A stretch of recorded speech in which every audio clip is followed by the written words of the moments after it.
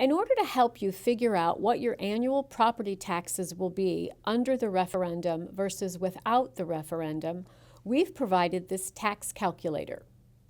The first step in figuring out what your property taxes would be under the referendum is to select your township from the drop-down menu.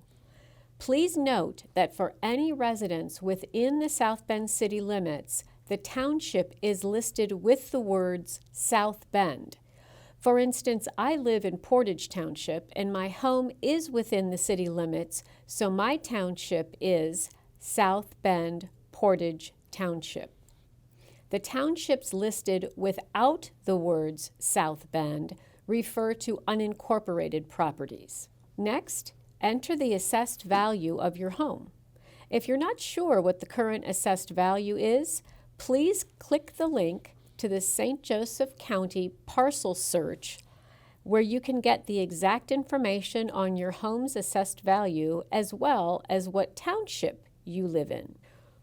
Once you have the assessed value, enter that amount in the first line since we are calculating property taxes for residential properties. By using the 2019 property tax calculations, we're illustrating the current amount you're paying versus the impact of what you would pay in 2021 under the referendum.